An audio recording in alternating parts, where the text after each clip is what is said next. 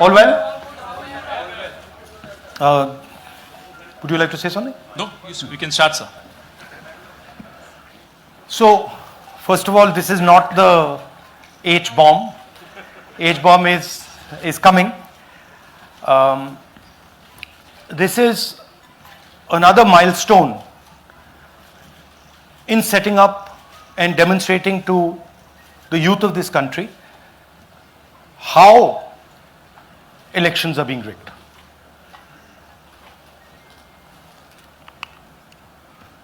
So I'm going to make a claim here, very strong claim, about CEC Gyanesh Kumar. And this is not something I'm saying lightly. I'm the leader of the opposition in the Lok Sabha. This is something I'm saying after solid proof that I'm going to show you, the youth of India, the people of India today. Proof that is black and white, absolutely clear, that the Chief Election Commissioner of India is protecting the people who have destroyed Indian democracy. I'm also going to show you the method by which votes are being added and deleted, and I'm going to show you how they are done, how that is done. In election after election, someone, some force, some group of people has been systematically targeting millions of voters for deletion across India. This is something that we've heard again and again and again. Different communities, mainly communities that are voting for the opposition, Dalits, Adivasis, minorities, OBCs, are specifically targeted. We had heard this many times, and now we found 100% proof of it. Please understand, I am not going to say anything on this stage that is not backed up by 100% proof. I am somebody who loves my country. I love my constitution. I love the democratic process, and I am protecting that process. And so I'm not going to say anything here that is not going to be based on 100% proof that you can determine. The burden of the judgment is yours. I am going to lay the proof in front of you. You will see it and say, actually, this is pretty solid proof. Aland is constituency in Karnataka. 6,018 votes. Somebody tried to delete 6,018 votes. We don't know the total number of votes that were deleted in Aland in the 23 election. They are much higher than 6,018. But somebody got caught deleting 6,018 votes. And it was caught, like most crimes, by a coincidence. What happened was, the booth level officer there noticed that her uncle's vote was deleted. And so she checked who deleted her uncle's vote, and she found that it was a neighbor. पड़ोसी ने uncle का vote delete किया था. उसने जाके पड़ोसी से पूछा कि आपने मेरे अंकल का वोट क्यों डिलीट किया. पड़ोसी ने कहा, मैं तो जानता ही नहीं, मैंने तो कुछ वोट डिलीट ही नहीं किया. Neither did the person deleting the vote know, nor did the person whose vote was deleted know. Some other force hijacked the process and deleted the vote. And as luck would have it, got caught. What does the operation look like? In Aland, 6,018 applications were filed, impersonating voters. The people who filed these applications actually never filed them. And we will show you evidence of that on this stage. The filing was done automatically using software. We will show you that. Mobile numbers from outside Karnataka, from different states, and you can see on the map, from different states were used to delete numbers in Aland. And it was done targeting Congress voters. So this was not random. We will show you again that these deletions were specifically targeting booths where the Congress party was winning. Here is example number 1, lady called Godabai. Someone created fake logins, deleted 12 voters, attempted to delete because then this was stopped. Godabai, of course, has no idea. Can you show us what Godabai has to say about this? Election time ಈಗ ನಾ ಅರ್ಜಿ ಹಾಕಿಲ್ಲ, ನನಗೆ ಅದಕ್ಕೆ ಸಂಬಂಧ ಇಲ್ಲ, ಅದು ಯಾರು ಹೊಟ್ಟಿ ಕಿಚ್ಚಿಗೆ ಯಾರು ಏನು ಹಾಕ್ಯಾರ ಅನ್ನೋದು ನನಗೆ ಗೊತ್ತಾಗಿಲ್ಲ. So she has no idea. These were the cell phone numbers that were used to delete these people. These are not from Karnataka. These numbers are from different states. You can see here.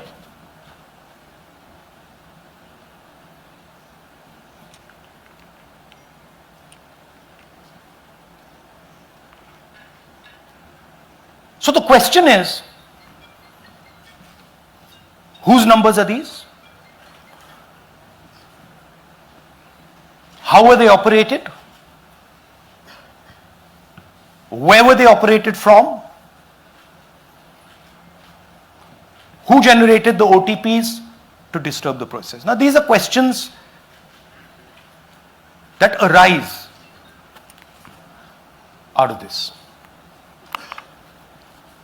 Here's example 2, Suryakant. This gentleman apparently deleted 12 voters in 14 minutes. He filled 12 deletion forms in 14 minutes. I'd like you to meet him. He's here. That's one of the people. That's one. Namaskar bhi aiye. Babita Chaudhary is one of the votes that he is supposed to have deleted. Aiye bhaiya. He is supposed to have deleted. This is the gentleman. ये इनका vote delete किया जा रहा था, ये कर रहे थे. इनसे आप पूछिए, बताइए. That's our candidate. हाँ, कन्नड़ा में बोलिए. ನನ್ನ ಹೆಸರು ಸೂರ್ಯಕಾಂತ್ ಗೋವಿನ. ನಾನು ಸರ್ಸಂಬ ಗ್ರಾಮದಲ್ಲಿ ಇದ್ದೆ. ನನಗೆ ನಾಲೆಜ್ ಕೇಳದೆ ನನ್ನ ಹೆಸರು ಮೇಲೆ 9 ಜನರ ಲಿಸ್ಟನ್ನು ಡಿಲೀಟ್ ಮಾಡಿದ್ದಾರೆ. ಅದು ಯಾಕಂತ ಇವರು ನನಗೆ ಬಂದು ಕೇಳಿದರು, ನಮ್ಮ ಹೆಸರು ನೀವು ಯಾಕೆ ಡಿಲೀಟ್ ಮಾಡಿದ್ರಿ ಅಂತ. ಅದಕ್ಕೆ ನಾನು ನಮ್ಮ ಸಾಹೇಬ್ರಿಗೆ ಹೇಳಿದೆ, ನಾನು ಡಿಲೀಟ್ ಯಾರಿಗೂ ಮಾಡಿಲ್ಲ, ಅಪ್ಲಿಕೇಶನ್ ಕೊಟ್ಟಿಲ್ಲ, ಆದರೂ ಡಿಲೀಟ್ ಆಗ್ಯದ, ಅದು ನೋಡ್ರಿ ಅಂತ. ಹಾಗಾಗಿ ತಹಶೀಲ್ದಾರ್ಗೆ ಹೋಗಿ ಕಂಪ್ಲೇಂಟ್ ಕೊಟ್ವಿ. ಮತ್ತು ಕಮಿಷ್ನರ್ ಇದು ನಮ್ಮ ಜಿಲ್ಲಾ ಎಲೆಕ್ಷನ್ಗೆ ಒಂದು ಇದಕ್ಕೆ ಕಂಪ್ಲೇಂಟ್ ಕೊಟ್ವಿ. ನನ್ನ ಹೆಸರು ಮೇಲೆ 12 ಜನರದು ಡಿಲೀಟ್ ಮಾಡಿದ್ದು ನಿಜ ಇರ್ತದೆ. थोड़ा ट्रांसलेट कर लीजिए. मेरे नाम पे 12 लोगों का नाम डिलीट किया गया है. हालांकि मुझे मालूम नहीं, मैं कभी किसी को मैसेज भेजा भी नहीं, मैं बुलाया भी नहीं. ये बबीता आके पूछने से पता चला कि मैंने मेरे फ़ोन से ऐसा मैसेज दिया, लेकिन असल में मैंने किसी को भी मैसेज नहीं किया. आप कुछ कहेंगे? नहीं, ठीक है. Thank you. Thank you. Third example, Nagaraj. 2 applications filed and submitted in 36 seconds. Please try and fill these forms and see how long it takes you. Try and fill. And I ask the youth of India, try it. Try and fill the form, 2 forms in 36 seconds. you'll see the answer to this question. Notice also what time this gentleman fills the form. For some reason he gets up at 4:07 in the morning and suddenly fills 2 forms in 38 seconds.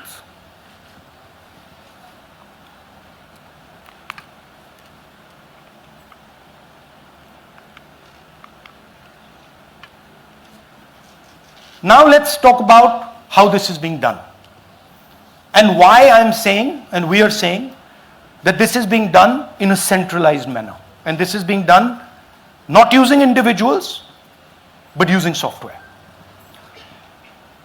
Look at the serial numbers. Serial number 1, serial number 1, serial number 1, serial number 1. Serial number 1 means that this is the first person whose name, this is the first name in the booth. So a software is picking up the first name in the booth and using it to delete voters.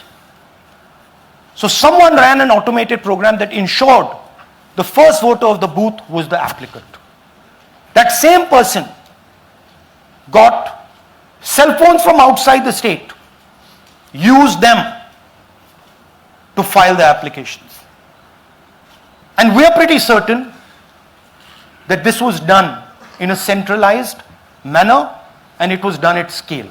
This was not done in a, at a worker level. This was done at a call center level. Okay?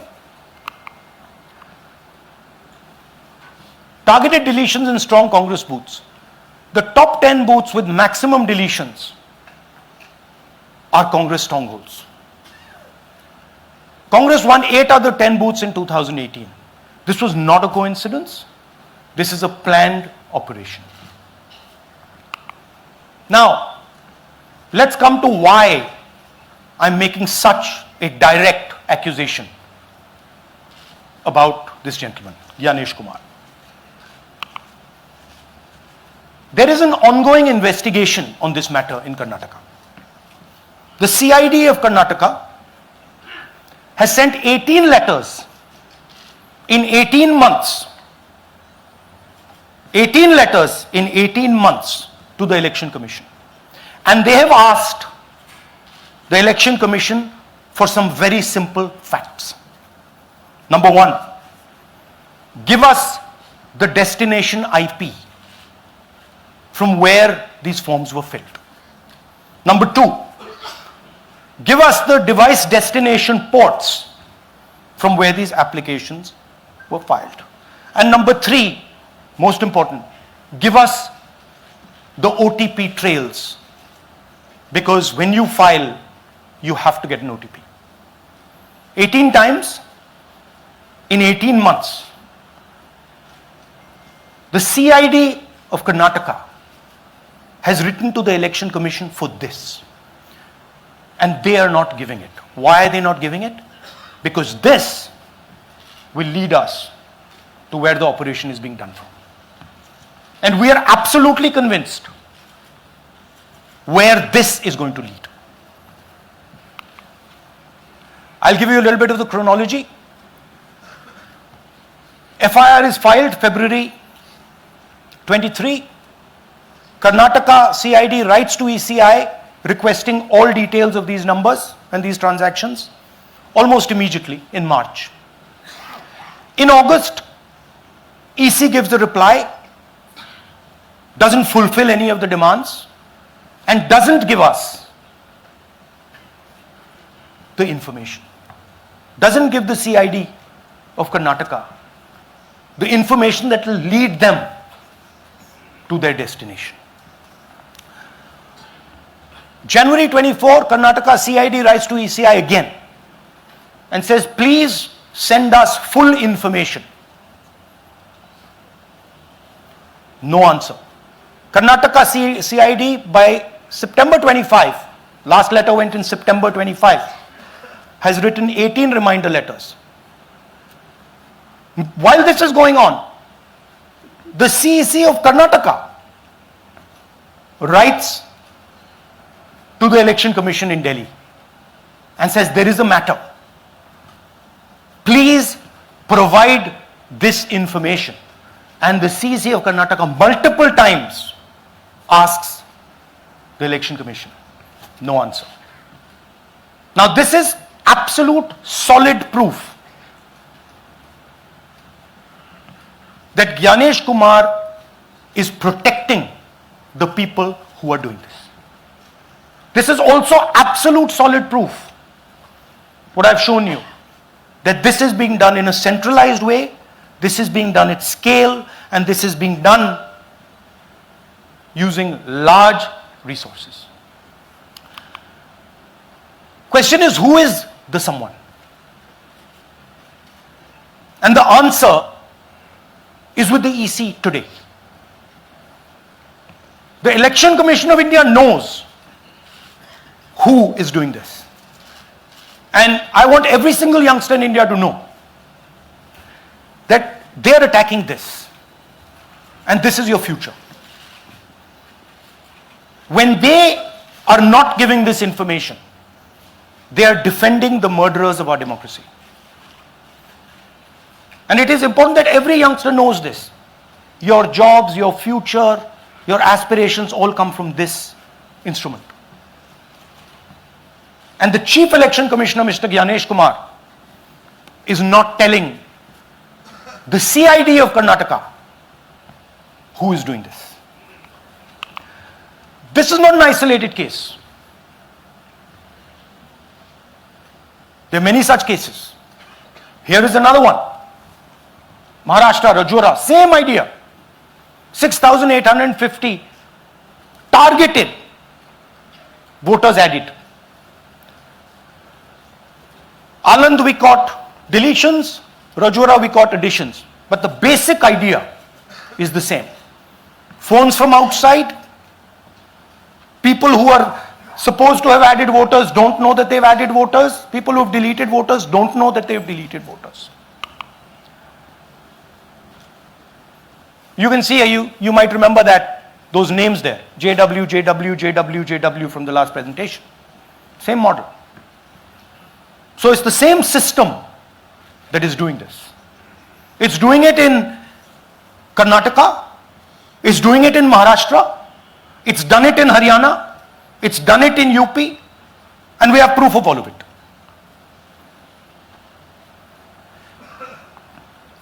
Names are being filled. Addresses, the address is Sasti, Sasti, Sasti, Sasti. Name is UQ, JJW.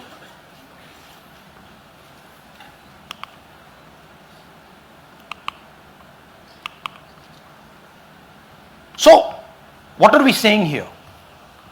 That the Chief Election Commissioner of India, Gyanesh Kumar, needs to stop protecting the people who are destroying Indian democracy. We have given you 100% bulletproof proof here. It cannot be doubted. You have seen it with your own eyes. Right? EC has to release this data of these phones, these OTPs, within a week. Otherwise, we will know for sure that Gyanesh Kumar is protecting the people who are destroying and attacking the constitution. Thank you. धन्यवाद पीठ हिंदी में बोले? हिंदी का नहीं, reverse कर दीजिए, पूरा हिंदी में बोल देता हूं, पूरा हिंदी में। देखिए, ये एच बॉम्ब तो नहीं है, एच बॉम्ब आ रहा है, हाइड्रोजन बॉम्ब आ रहा है। ये एक और उदाहरण है वोट चोरी का। पिछली बार मैंने आपको एडिशंस के बारे में बताया था, ये हम आपको डिलीशंस के बारे में दिखा रहे हैं, और सबूत के साथ हम आपको दिखाएंगे कि ये जो डिलीशंस हुए हैं ये सेंट्रलाइज तरीके से कॉल सेंटर के प्रयोग करके, सॉफ्टवेयर के प्रयोग करके किए गए हैं।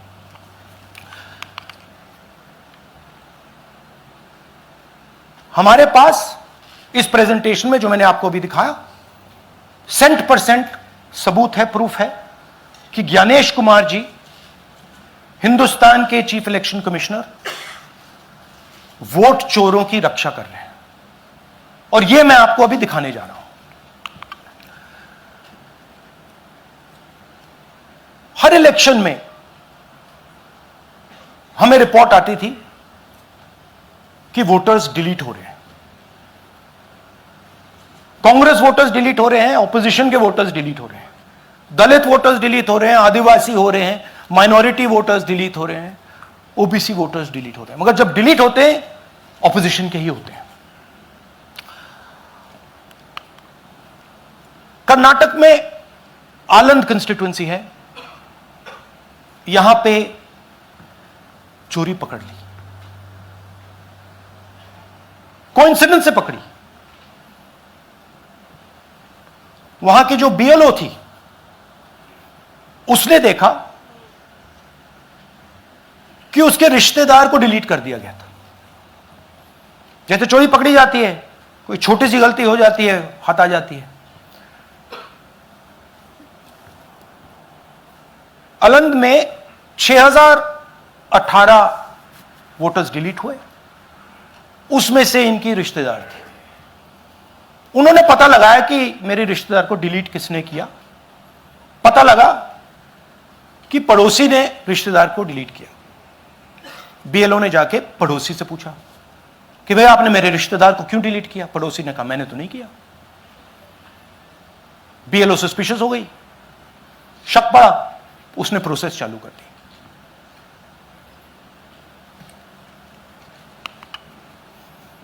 पता क्या लगा कि कोई ना कोई, किसी ने अलंद में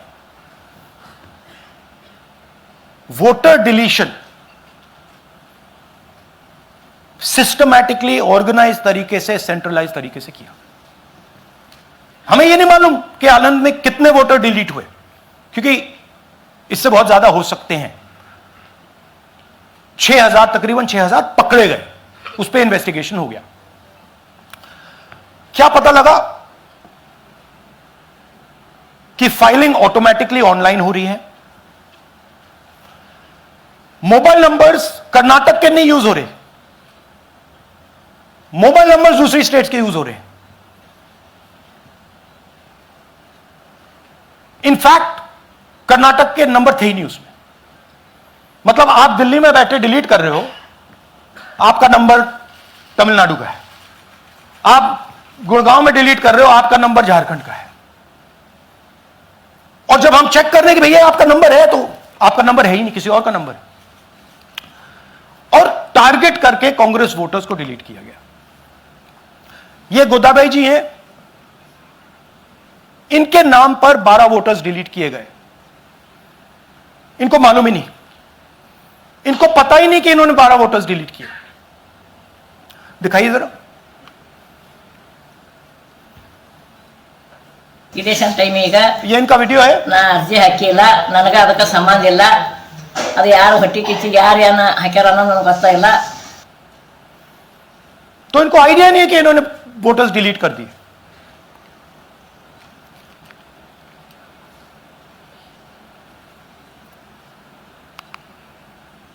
ये सारे के सारे जो नंबर्स हैं, ये कर्नाटक के नंबर्स नहीं है, ये अलग अलग स्टेट्स के नंबर्स हैं।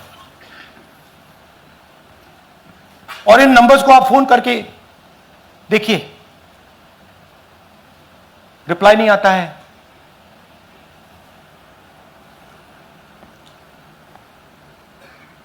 तो सवाल यह है कि किसके नंबर्स हैं, ये किसने ऑपरेट किए, जब इन्होंने ऑपरेट किए ये कहां थे, आईपी एड्रेस क्या था, ओटीपी कैसे जनरेट हुआ, कहां गया, यह सवाल है। यह दूसरा उदाहरण, सूर्यकांत जी जो अभी स्टेज पे आए थे, इन्होंने 12 वोटर्स को 14 मिनट में डिलीट कर दिया। आप फॉर्म भरने की कोशिश कीजिए, डिलीशन फॉर्म भरने की कोशिश कीजिए, देखिए। और जब हमने इनसे पूछा कि भैया आपने ये कैसे किया, वो कहते हैं मैंने तो नहीं किया, मैं तो जानता ही नहीं हूं।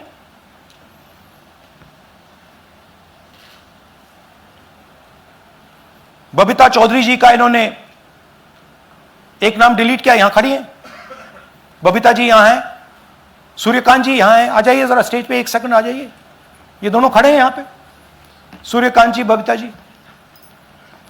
इनको मालूम ही नहीं कि इन्होंने डिलीट किया। Thank you.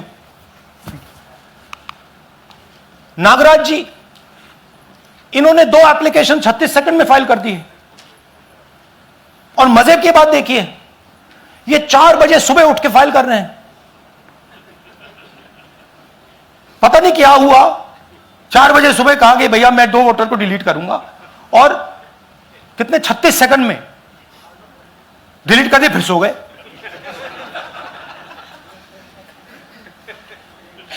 हमारी माइंड में पहले सवाल था कि क्या इलेक्शन कमीशन भी सो रहा है, मगर नहीं, सोया कोई नहीं है, जगे हुए हैं, सिस्टमैटिकली मदद हो रही है। यह देखिए दूसरी बात, जो भी डिलीट कर रहा है वोटर लिस्ट में उसका सीरियल नंबर 1 है। मतलब जो भी वोटर लिस्ट में पहले नंबर पे आता है वही डिलीट कर रहा है।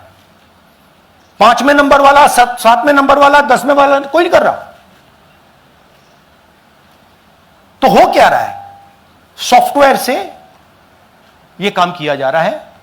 सॉफ्टवेयर प्रोग्राम कह रहा है पहला नाम निकालो और इसका प्रयोग करके डिलीट करो। टारगेटेड डिलीशंस हो रहे हैं। कांग्रेस पार्टी पर आनंद में अटैक किया। टॉप 10 बूथ्स जहां सबसे ज्यादा कांग्रेस की स्ट्रेंथ थी वहां टारगेट किया। और 2018 में पिछले इलेक्शन में 10 में से 8 बूथ कांग्रेस पार्टी जीती थी, और इन 8 में से इन्होंने 6000 लोग उड़ाने की कोशिश की। ये कोइंसिडेंस नहीं था, ये प्लान था, और ये सेंट्रलाइज तरीके से किया जा रहा है। अब मैंने बहुत बड़ी बात बोली, चीफ इलेक्शन कमीशन के बारे में मैंने बोला कि यह व्यक्ति वोट चोरों की रक्षा कर रहा है। जो भी मैं यहां बोल रहा हूं 100% प्रूफ के साथ, सबूत के साथ बोल रहा हूं। और मैं अभी आपको दिखाना चाहता हूं कि मैं ये शब्द क्यों बोल रहा हूं और किस बेसिस पे बोल रहा हूं। आपको अपनी आंखों से ये दिखेगा। कर्नाटका सीआईडी ने केस चालू किया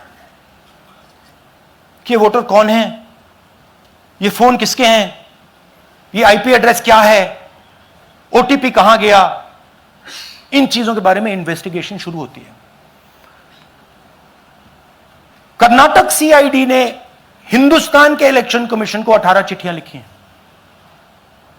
हमें आप ये इंफॉर्मेशन दीजिए, बिल्कुल क्लियर है, डेस्टिनेशन आईपी दीजिए, डिवाइस डेस्टिनेशन पोर्ट दीजिए, ओटीपी ट्रेल दीजिए, फोन नंबर्स दीजिए, फोन नंबर्स के मालिकों के नाम दीजिए। क्लियरली पूछा है, नो आंसर। 18 चिट्ठी CID Karnataka, no answer from chief election commissioner, no answer from election commission. Timeline देखिए,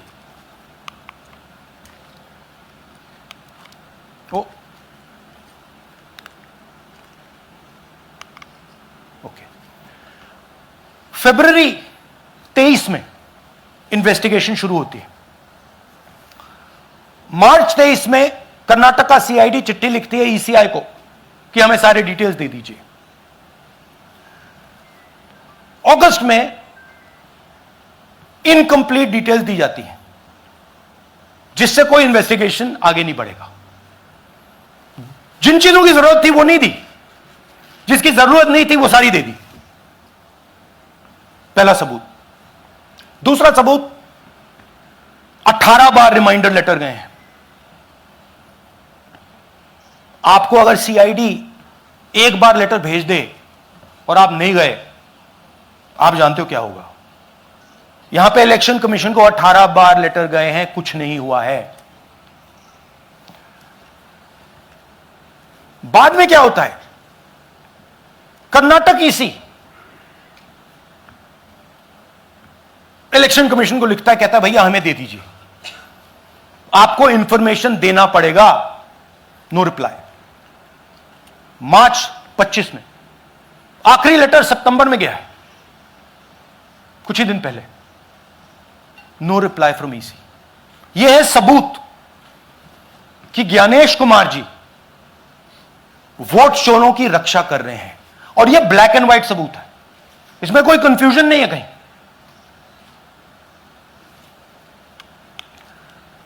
तो सवाल उठता है, ये है कौन जो सेंट्रलाइज तरीके से कॉल सेंटर के प्रयोग से, सॉफ्टवेयर से अलग अलग प्रदेशों में वोट डिलीट कर रहे हैं, ऐड कर रहे हैं। इलेक्शन कमीशन जानता है, ज्ञानेश कुमार जी जानते हैं। अच्छा, ये सिर्फ आनंद में नहीं हुआ, ये अलग अलग कंस्टिट्यूएंसीज में हुआ है। आनंद में लीगल प्रोसेस चालू हो गई, पकड़ लिया। यहां महाराष्ट्र में उसी मोडस ऑपरेंडी से, उसी सिस्टम से यहां पे वोट ऐड हुए हैं। आनंद में डिलीट, रजौरा में एडिशन, 6850। आपको याद होगा पिछले प्रेजेंटेशन में मैंने आपको नाम दिखाए थे, ये देखिए वही नाम यहां है।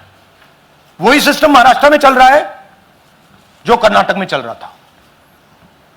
नाम वैसे ही है, जेडब्ल्यू जेडब्ल्यू जेडब्ल्यू, पता वैसा है, जेडब्ल्यू जेडब्ल्यू, नाम यू ऐसे किसी ने टाइप करके लगा दिया। तो जो ये काम कर रहा है, ये उत्तर प्रदेश में, हरियाणा में, बिहार में, कर्नाटक में, महाराष्ट्र में वही कर रहा है।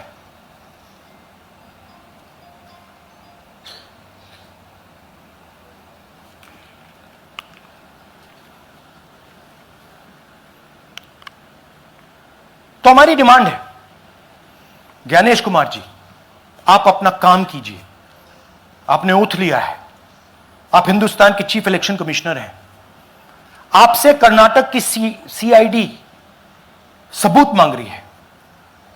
आप कर्नाटक की सीआईडी को यह सबूत 1 सप्ताह के अंदर दे दीजिए, नहीं तो पूरा हिंदुस्तान के सारे युवा इस बात को एक्सेप्ट करेंगे कि आप हिंदुस्तान के कॉन्स्टिट्यूशन, हिंदुस्तान के संविधान की हत्या में शामिल हो, हिंदुस्तान के संविधान की रक्षा नहीं कर रहे हो, और वोट चोरों की आप मदद कर रहे हो। Thank you. और थोड़ी देर में हम आपको हाइड्रोजन बॉम्ब दिखाने जा रहे हैं। नहीं, आज नहीं, थोड़ी देर में उसकी प्रिपरेशन चल रही है। क्योंकि हम देखिए, मैंने टीम से कहा है कि अगर मैं स्टेज पे जा रहा हूं,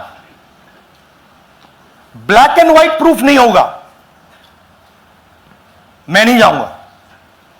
अगर ब्लैक एंड व्हाइट प्रूफ होगा, जो कोई मतलब उसको निगेट नहीं कर सकता, मैं जाऊंगा। मैं देश के कॉन्स्टिट्यूशन की रक्षा कर रहा हूं, संविधान की रक्षा कर रहा हूं, मैं लोकतंत्र की रक्षा कर रहा हूं, और मैं सच्चाई आपके सामने रख रहा हूं। बहुत बहुत धन्यवाद, नमस्कार, जय हिंद। सर 3 सवाल। पीटीआई से संजीव चोपड़ा।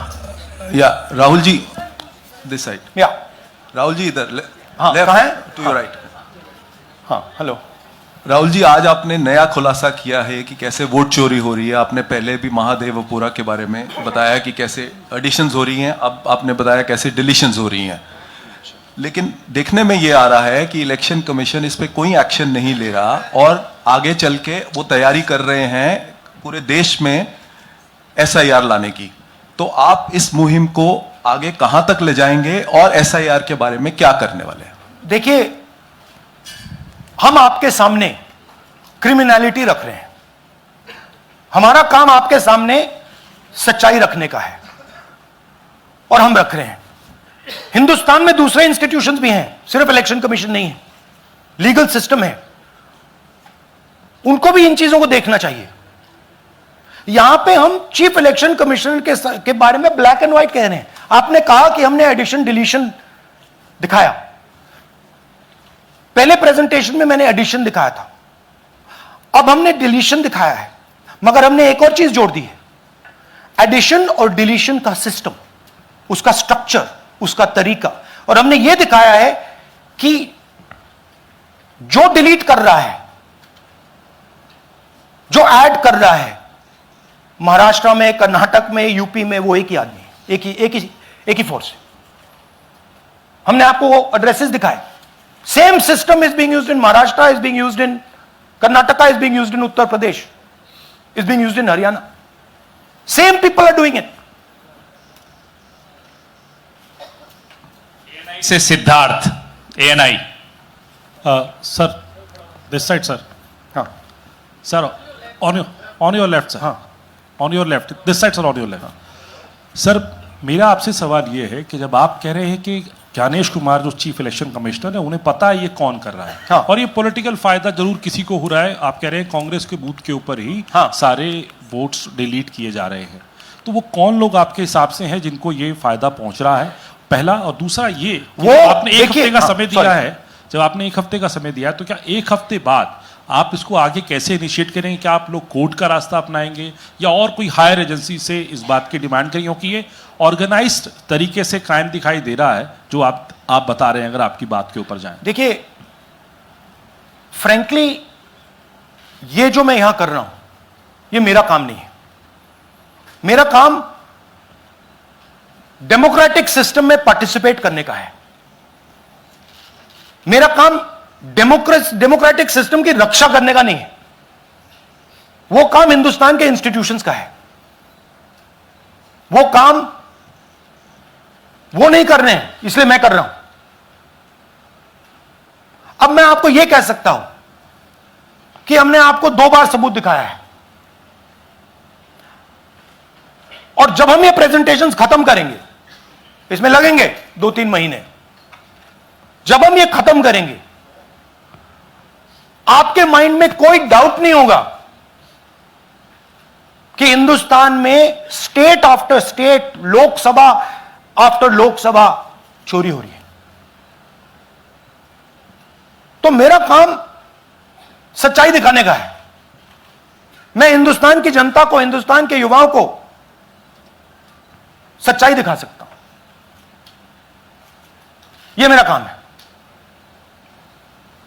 उनकी जो इंटरेस्ट है, क्योंकि ये जो कॉन्स्टिट्यूशन है, ये हिंदुस्तान की जनता का रखवाला है, प्रोटेक्टर है, और मैं इसकी प्रोटेक्शन कर रहा हूं।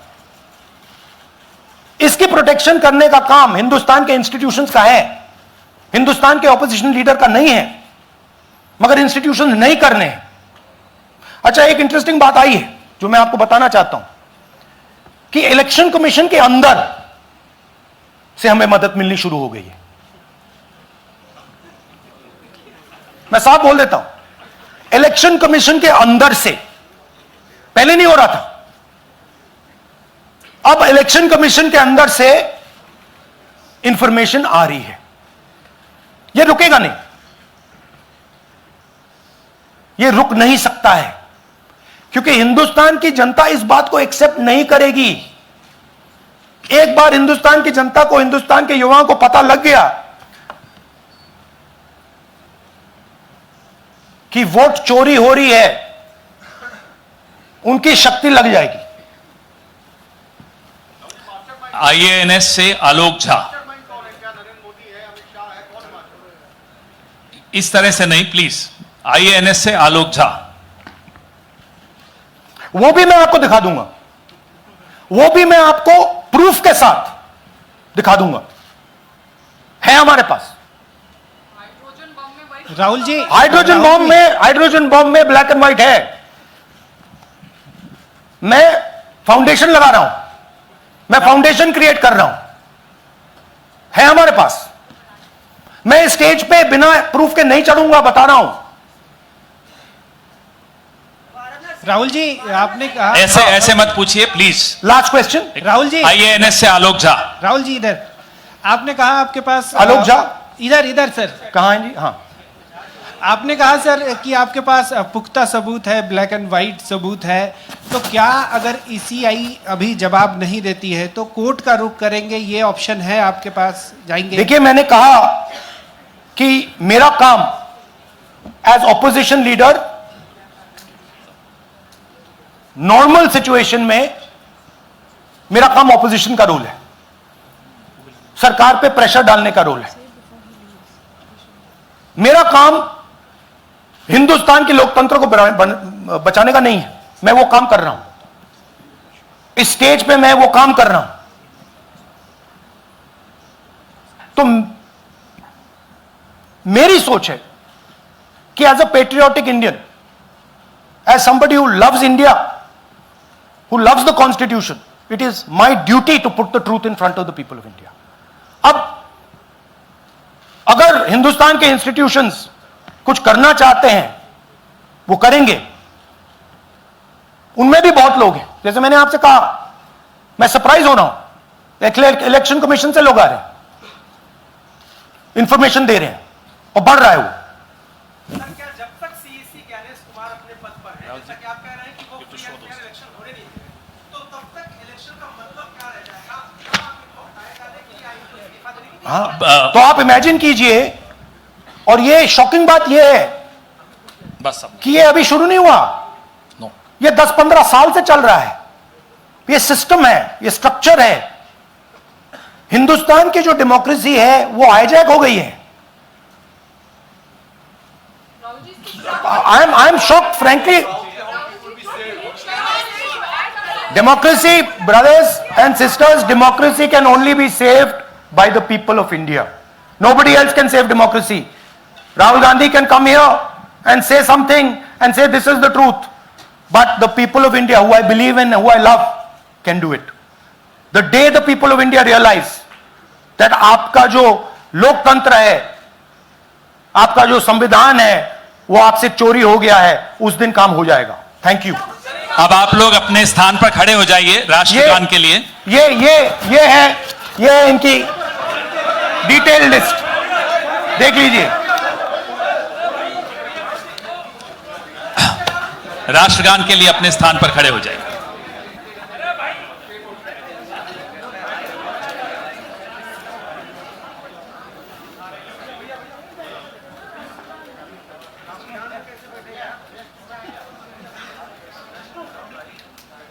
भारत भाग्य विधाता, पंजाब सिंध गुजरात मराठा, द्राविड उत्कल बंगा, विंध्य हिमाचल यमुना गंगा, उच्चल जलधि तरंगा, तव शुभ नामे जागे, तव शुभ आशीष मांगे, गाहे तव जय गाथा, जन गण मंगलदायक जय हे भारत भाग्य विधाता, जय हे जय हे जय हे जय जय जय जय हे। Thank you.